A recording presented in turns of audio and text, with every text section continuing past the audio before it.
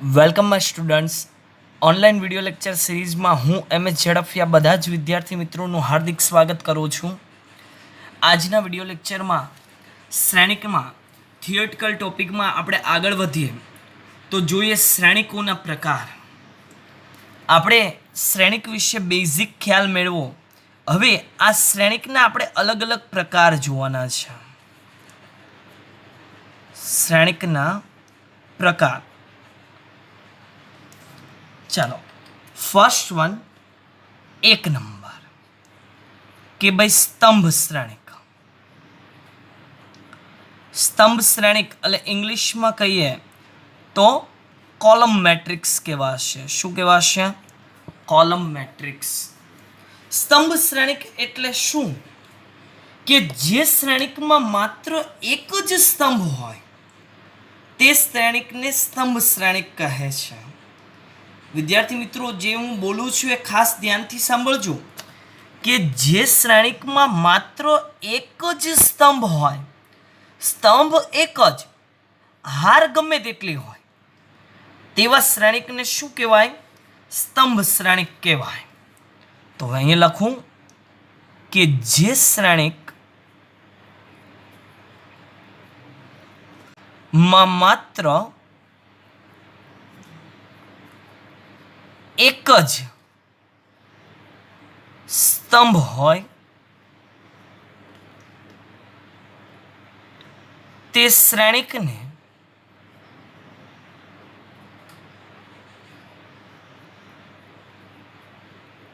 સ્તંભ શ્રેણિક કહે છે. ફોર એક્ઝામ્પલ,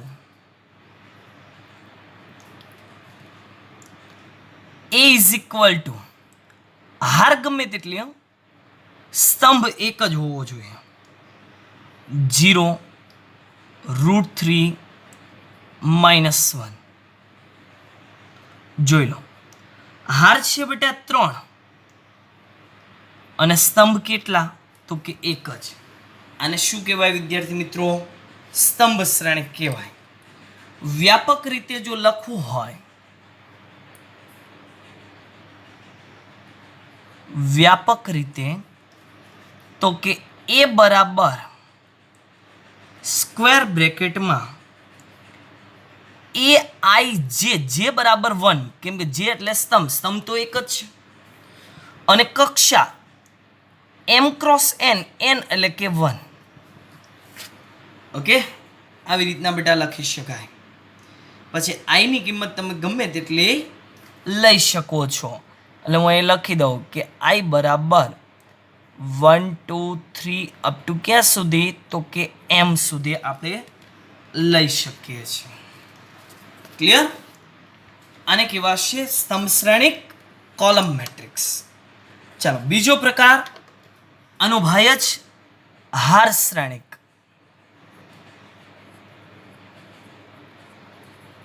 હાર શ્રેણિક, હાર એટલે કે રો મેટ્રિક્સ. ઓકે, તો હવે આની વ્યાખ્યા મારા ખ્યાલે તમને સમજાઈ ગઈ હશે કે આમાં તમે શું લખવાના છો. કે જે શ્રેણિકમાં માત્ર એક જ હાર હોય તે શ્રેણિકને શું કહેવાય? તો કે હાર શ્રેણિક કહેવાય. સ્તંભ ગમે તેટલા, હાર કેટલી હોવી જોઈએ? રો કેટલી હોવી જોઈએ? તો કે એક જ હોવી જોઈએ. લખો કે જે શ્રેણિકમાં માત્ર એક જ હાર હોય તે શ્રેણિકને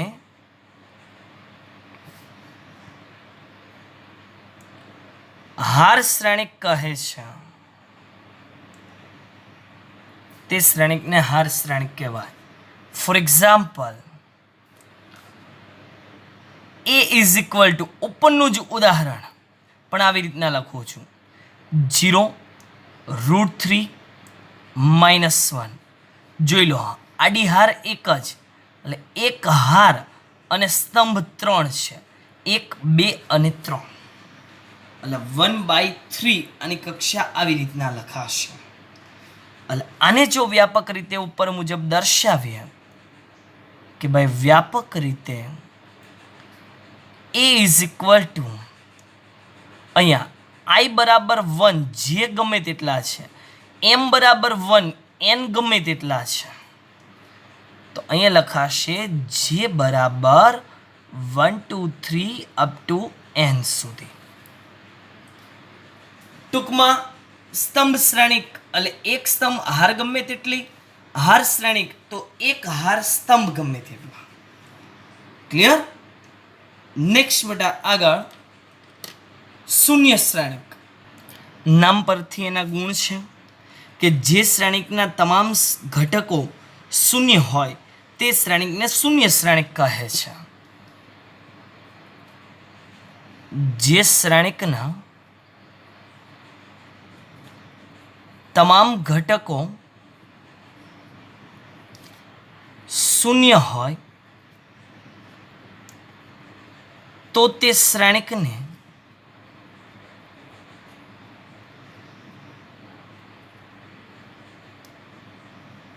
શૂન્ય શ્રેણિક કહે છે. ક્લિયર? ફોર એક્ઝામ્પલ,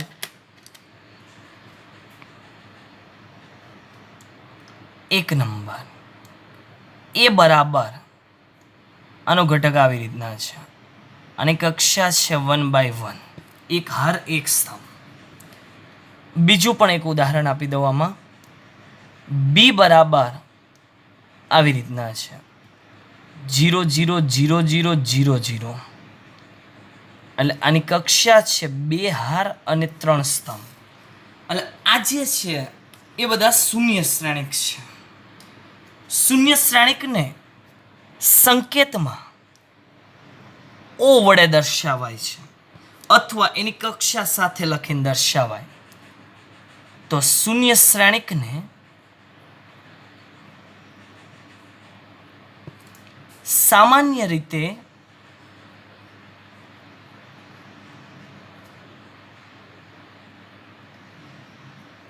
ઓ વડે દર્શાવાય છે.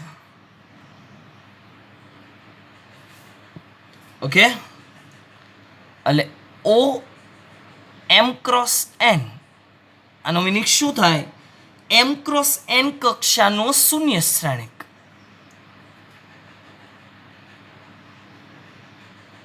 કક્ષાનો શૂન્ય શ્રેણિક. ડન? એટલે આ થયો ત્રીજો પ્રકાર. નેક્સ્ટ બેટા આગળ 4 નંબર કે ચોરસ શ્રેણિક, સ્ક્વેર મેટ્રિક્સ. સ્ક્વેર શબ્દ આવ્યો એટલે તમને ખબર હોય ચોરસ એટલે સામસામેની બાજુ સરખી હોય તો શ્રેણિકની પરિભાષામાં સામસામે તો ન આવે પણ એની હાર અને સ્તંભ બંને સરખા હોવા જોઈએ તો જ ચોરસ બને, બાકી બને નહીં. જો 1/1 એ ચોરસ છે, આને લંબચોરસ કહેવાય. પ્રત્યેક ચોરસ એ લંબચોરસ છે. રાઈટ? તો આની જો વ્યાખ્યા બેટા આપણે લખીએ તો જે શ્રેણિકમાં હાર અને સ્તંભની સંખ્યા સમાન હોય તે શ્રેણિકને ચોરસ શ્રેણિક કહે છે. જે શ્રેણિકમાં હાર અને સ્તંભની સંખ્યા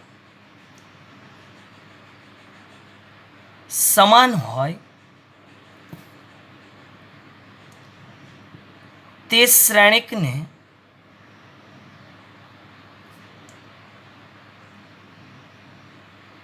ચોરસ શ્રેણિક કહે છે. ક્લિયર? જો ચોરસ શ્રેણિકમાં હાર અને સ્તંભની સંખ્યા n હોય એટલે કે n/n શ્રેણિક હોય તો તે ચોરસ શ્રેણિકની કક્ષા n છે તેમ કહેવાય. વિદ્યાર્થી મિત્રો, ચોરસ જે શ્રેણિક છે એમાં હાર અને સ્તંભની સંખ્યા એક સરખી. ઉપરના મુજબ જો જોઈએ તો m/n એમાં એમ બરાબર એન થાય. શું થાય? એમ બરાબર એન, તો એને ચોરસ શ્રેણિક કહેવાય. તો એ જ ફોર્મેટમાં અંદર લખી દઉં કે આમ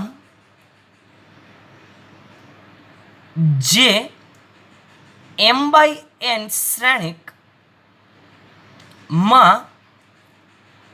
એમ ઇઝ ઇક્વલ ટુ એન હોય તેવા એન બાય એન શ્રેણિકને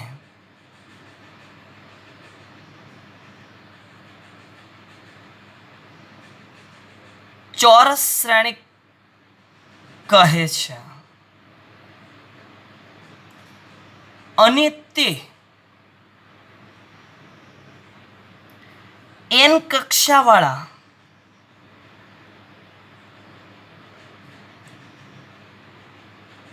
ચોરસ શ્રેણિક તરીકે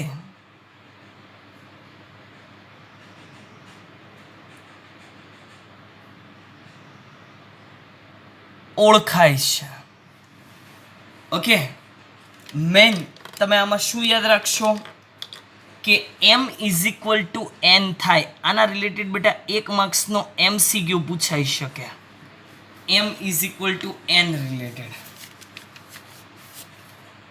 એટલે આપણો જે સ્વાધ્યાય 3.1 ની અંદર જે 8 નંબરનો MCQ બાકી હતો તે આ MCQ હતો. વિદ્યાર્થી મિત્રો, જો સ્વાધ્યાય 3.1 એમાં 8 નંબરનો જે MCQ હતો તે એની રકમ જો શું કહે છે? A is equal to square બ્રેકેટમાં AI છે, કક્ષા છે એમ બાય એન. ચોરસ શ્રેણિક હોય તો નીચેનામાંથી કઈ કન્ડિશન થાય? સ્વાભાવિક છે ભાઈ, ચોરસ શ્રેણિક હોય તો એમ અને એન બંને કેવા થાય? ઇક્વલ થાય. એટલે ઓપ્શન સી આપણો રાઈટ આન્સર બનશે. એટલે હું અહીંયા લખી દઉં છું, સ્વાધ્યાય 3.1 પ્રશ્ન નંબર 8 એમાં આન્સર સી રહેશે. આ ટોપિક રિલેટેડ જે આપણે ઉપર સમજ્યા છીએ એ ટોપિક રિલેટેડ. એટલે હવે એને કંઈ ગણતરી કરવાની જરૂર નથી. તો સ્વાધ્યાય 3.1 પણ ક્લિયર થઈ ગયું. ચોરસ શ્રેણિક શું કહેવાય એ પણ ક્લિયર થઈ ગયું. ચાલો 1-2 ઉદાહરણ લઈએ અને સમજીએ. ફોર એક્ઝામ્પલ,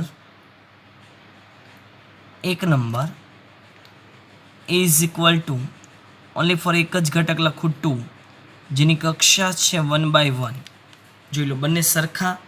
અને એક કક્ષાનું અથવા 1/1 કક્ષાનું ચોરસ શ્રેણિક છે તેમ કહેવાય. તો અહીં લખું, જે એક કક્ષાનું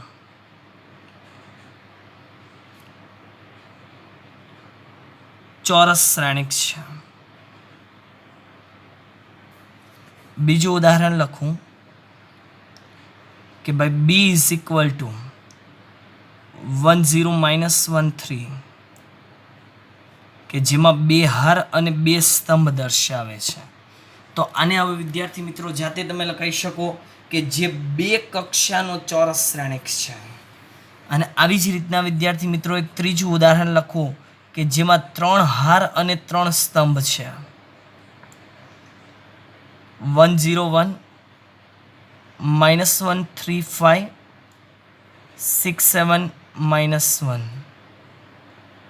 જોઈ લો, આમાં 3 હાર અને 3 સ્તંભ છે કે જેને 3 કક્ષાનો ચોરસ શ્રેણિક કહેવાય. આ આપણી કક્ષા થઈ. હાર અને સ્તંભ એક સરખા. ઓકે, નેક્સ્ટ વિદ્યાર્થી મિત્રો આગળ જોઈએ શ્રેણિકના પ્રકારમાં. તો એ છે વિકર્ણ શ્રેણિક. 5 નંબર વિકર્ણ શ્રેણિક. વિકર્ણ એટલે કે ડાયગોનલ. Diagonal matrix.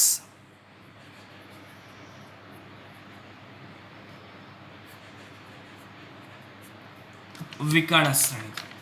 વિકર્ણ શ્રેણિકની બેટા વ્યાખ્યા જોઈએ કે જે ચોરસ શ્રેણિક, ચોરસ બેટા એટલા માટે કહે છે કે જો ચોરસ હોય તો જ એના વિકર્ણના પ્રત્યેક ઘટક આવશે. લંબચોરસમાં એના વિકર્ણના પ્રત્યેક ઘટકનો આપણે ઉલ્લેખ કરી શકીએ નહીં. એટલા માટે અહીંયા ચોરસનો આગ્રહ રાખે છે કે જો ચોરસ શ્રેણિકમાં તેના વિકર્ણના ઘટકો સિવાયના તમામ ઘટકો શૂન્ય હોય તો તે ચોરસ શ્રેણિકનો વિકર્ણ શ્રેણિક છે તેમ કહેવાય. ફરી એક વખત, ચોરસ શ્રેણિક લેવાના, એના વિકર્ણ સિવાયના તમામ ઘટકો આપણે શું લેવાના છે? શૂન્ય લેવાના છે. તો એ શ્રેણિકને આપેલ ચોરસ શ્રેણિકનો વિકર્ણ શ્રેણિક છે તેમ કહેવાય. એટલે વ્યાખ્યા લખી દઉં કે જે ચોરસ શ્રેણિકમાં તેના વિકર્ણ એટલે બેટા જો ચોરસ છે એટલે વિકર્ણ કયા ઘટક રહે? 1, 3 અને -1 એનો વિકર્ણ કહેવાય. ક્લિયર? તેના વિકર્ણના ઘટકો સિવાયના તમામ ઘટકો શૂન્ય હોય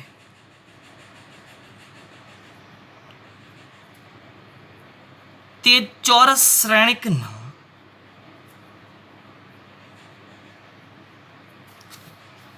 વિકર્ણ શ્રેણિક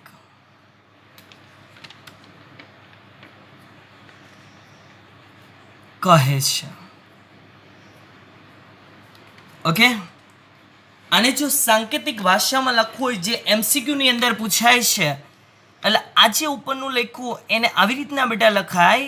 એટલે કે જો કોઈ ચોરસ શ્રેણિક એ બરાબર સ્ક્વેર બ્રેકેટમાં એઆઈ જે છે અને કક્ષા એની n/n જ છે, કેમ કે ચોરસની વાત કરી, માં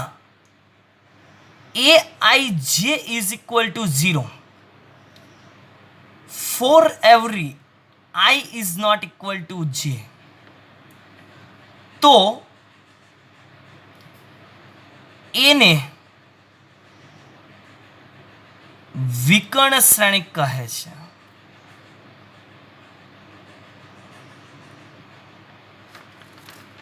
જો આ શું દર્શાવે છે હું તમને એક વખત ડિસ્કસ કરું.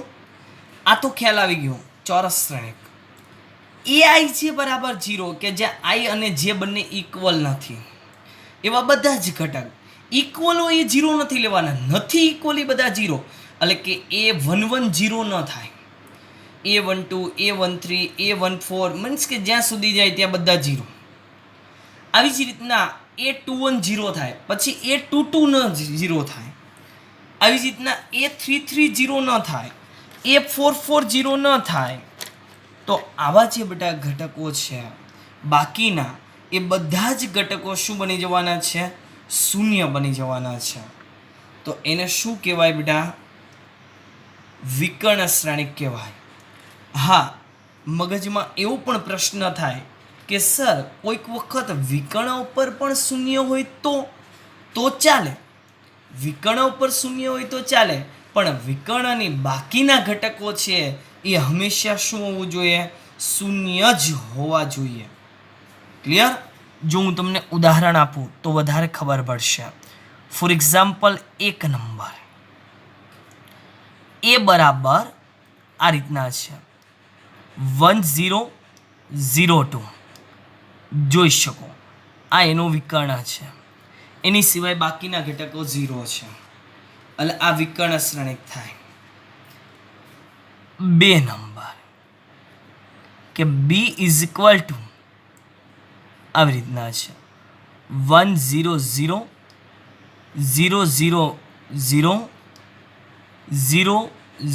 -3. તો આને પણ વિકર્ણ શ્રેણિક આપણે કહેવાશે. આ જે છે એના વિકર્ણના ઘટકો કહેવાય 1 0 અને -3. વિકર્ણ શ્રેણિકને વિદ્યાર્થી મિત્રો સંકેતમાં આવી રીતના દર્શાવાય. આનો સંકેત એટલે હું આને બાજુમાં જ આવી રીતના દર્શાવું છું.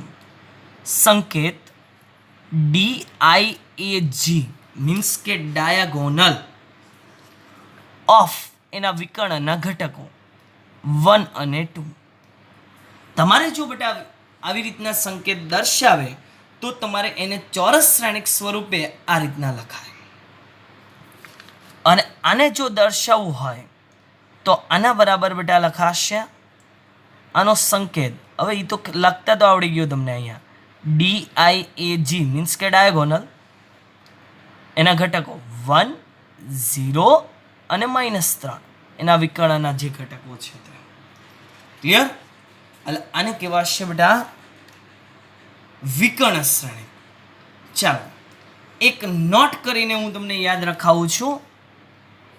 કોઈક વખત MCQમાં પૂછાય તો 1 નંબર નોટ કરી કે શૂન્ય ચોરસ શ્રેણિક એ વિકર્ણ શ્રેણિક છે. શૂન્ય ચોરસ શ્રેણિક એ વિકર્ણ શ્રેણિક છે. જોઈ લો, શૂન્ય શ્રેણિક એટલે કે બધા જ ઘટક 0 હોય અને એમાં પાછો ચોરસ કે જેની હાર અને સ્તંભ બંને એક સરખા હોય, તો એ શું છે બેટા? વિકર્ણ શ્રેણિક છે. ક્લિયર? એટલે વિકર્ણ શ્રેણિકની અંદર આપણે યાદ રાખીશું આ મેન આ કન્ડિશન રિલેટેડ, કેમ કે આવો MCQ 1 માર્ક્સની અંદર પૂછાશે કે જેમાં આ કન્ડિશન તમારે ઓળખવાની રહેશે. Aij is equal to 0 for every I is not equal to j. તો તમે શું લખશો? કે એ વિકર્ણ શ્રેણિક છે. ક્લિયર? નેક્સ્ટ બેટા આગળ 6 નંબર અદિશ શ્રેણિક. અદિશ એટલે કે સ્કેલર મેટ્રિક્સ. અદિશ શ્રેણિક. અદિશ એટલે શું? કે જે વિકર્ણ શ્રેણિકના વિકર્ણમાં આવેલ તમામ ઘટકો સમાન હોય તે વિકર્ણ શ્રેણિકને અદિશ શ્રેણિક કહેવાય છે. જોજો, આમાં વિકર્ણ ઉપર ગમે તે ઘટકો હોય, જ્યારે અદિશ શ્રેણિકની અંદર વિકર્ણ પર હંમેશા એક સમાન ઘટકો જ હોવા જોઈએ, તો તેને શું કહેવાય? અદિશ શ્રેણિક કહેવાય. ચાલો વ્યાખ્યા લખીએ કે જે વિકર્ણ શ્રેણિકના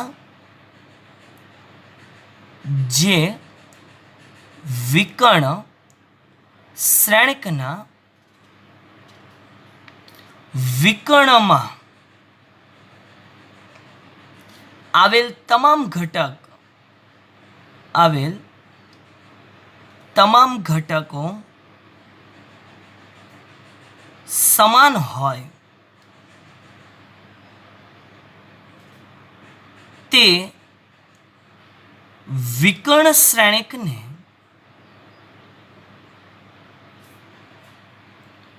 અદિશ શ્રેણિક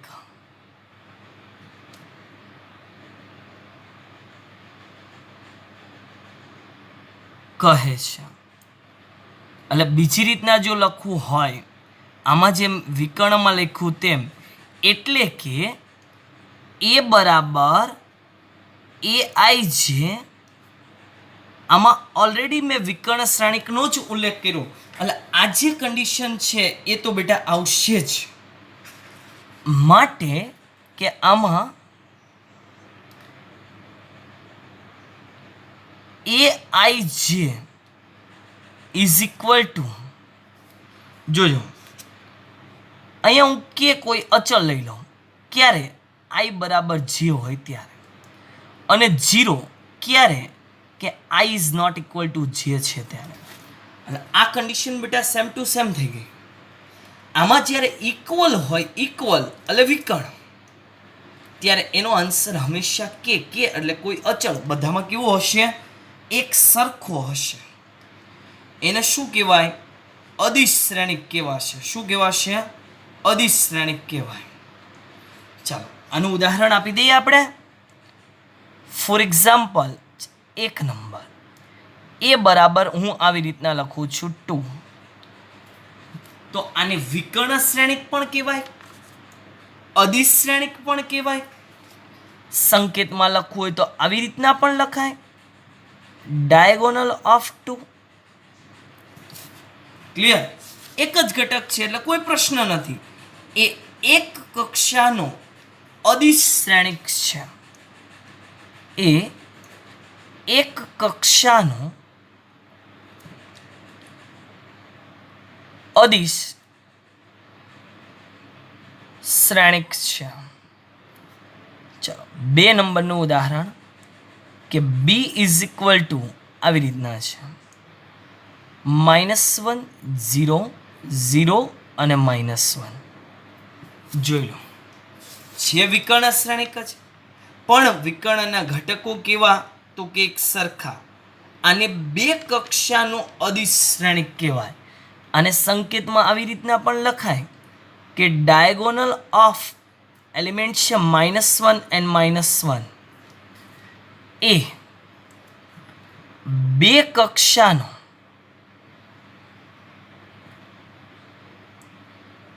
અદિશ શ્રેણિક છે. 2 કક્ષાનો અદિશ શ્રેણિક છે. ક્લિયર? આવી જ રીતના 3 કક્ષાનો પણ અદિશ શ્રેણિક આવી શકે. નેક્સ્ટ બેટા આગળ 7 નંબર એકમ શ્રેણિક, આઈડેન્ટિટી મેટ્રિક્સ અથવા યુનિટ મેટ્રિક્સ. એકમ શ્રેણિક. એકમ શ્રેણિક પણ બેટા વિકર્ણ અને અદિશ શ્રેણિક જેમ એના પર આધાર રાખશે.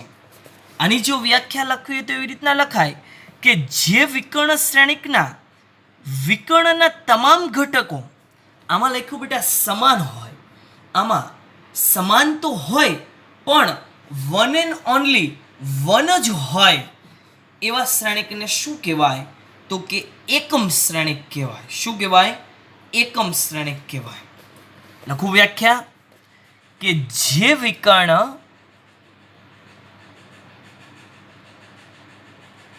શ્રેણિકના વિકર્ણના તમામ ઘટકો એક હોય તે વિકર્ણ શ્રેણિકને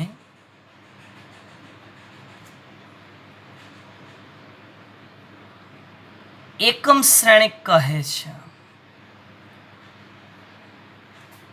તે વિકર્ણ શ્રેણિકને શું કહેવાય? એકમ શ્રેણિક કહેવાય.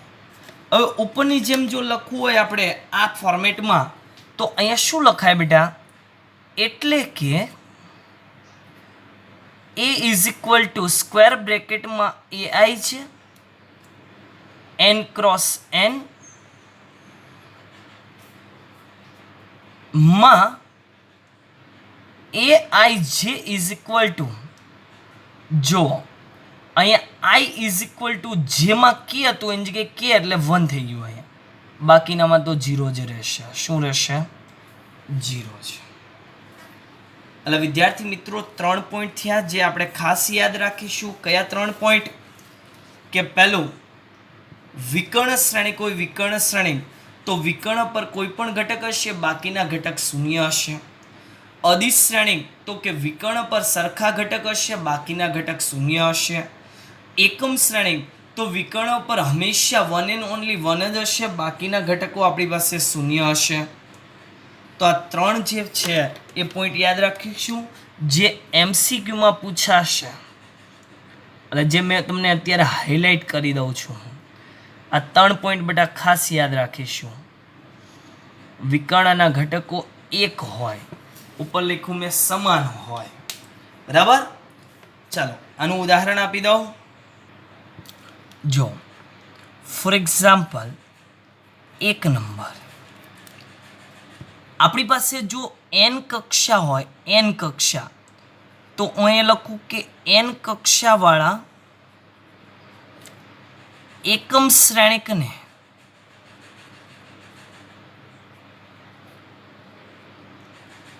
IN વડે દર્શાવાય છે. કેના વડે? આઈ એન વડે. જો રકમમાં કક્ષા પહેલેથી સ્પષ્ટ હોય તો વન એન્ડ ઓનલી આઈ વડે પણ દર્શાવાય છે. એક નંબર ધારો કે હું લખું I1, એનો મિનિંગ એવો થયો એક કક્ષાવાળો શ્રેણિક છે, એટલે ખાલી એટલું જ લખાય. ચાલો હું આવું લખું બેટા I2, એટલે તમારે એકમ શ્રેણિક દર્શાવો હોય તો શું લખાય? બે કક્ષાવાળો, એટલે 1001 આવું લખશો તમે. હું ખાલી લખું અહીંયા I3 તો 3 હાર 3 સ્તંભ રિલેટેડ એકમ શ્રેણિક લખાય કે 100 010 001. ક્લિયર? તો આ થયું બેટા એકમ શ્રેણિક. તો આના પરથી પણ આપણે ખ્યાલ મેળવી શકીએ કે પ્રત્યેક એકમ શ્રેણિક છે એ અદિશ શ્રેણિક છે, પણ પ્રત્યેક અદિશ શ્રેણિક એકમ શ્રેણિક હોતા નથી, અથવા બાયચાન્સ જો આવી રકમ લે તો હોઈ શકે છે. એટલે મે ઓર મે નોટ બી પોસિબલ છે. જ્યારે એકમ શ્રેણિક છે એ અદિશ શ્રેણિક હંમેશા થાય અને થાય જ. એટલે આ 7 પ્રકાર બેટા શ્રેણિકને યાદ રાખવાના છે કે જેની મદદથી આગળના સ્વાધ્યાયમાં આપણને દાખલાના સાદરૂપમાં ઉપયોગી સાબિત થશે. ક્લિયર? તો આશા રાખું છું કે આજે સમજાવેલા 7 પ્રકારને હું 1 મિનિટમાં યાદ રખાવું એવી જ રીતના તમે યાદ રાખશો. પહેલું સ્તંભ શ્રેણિક, એક સ્તંભ હાર ગમે તેટલી. બીજું હાર શ્રેણિક, એક હાર સ્તંભ ગમે તેટલા. ત્રીજું શૂન્ય શ્રેણિક, બધા જ ઘટક 0, દર્શાવાય O વડે. ચોથું ચોરસ શ્રેણિક, હાર અને સ્તંભની સંખ્યા સરખી એટલે m બરાબર n.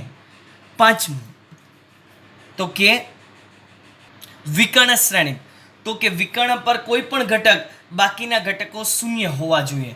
કન્ડિશનમાં aij બરાબર 0, i is not equal to j.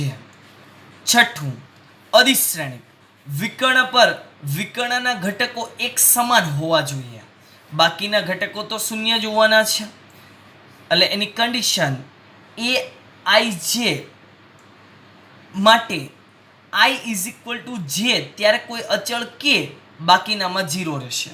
અને સાતમું કે એકમ શ્રેણિક, એકમ શ્રેણિકમાં વિકર્ણ પર વિકર્ણના બધા જ ઘટકો 1 હોવા જોઈએ, જેને સંકેતમાં i વડે દર્શાવાય છે. ક્લિયર? આશા રાખું કે આ બધું જ તમે યાદ રાખશો. નેક્સ્ટ વિડીયો લેક્ચરમાં ફરી મળીશું. Thank you.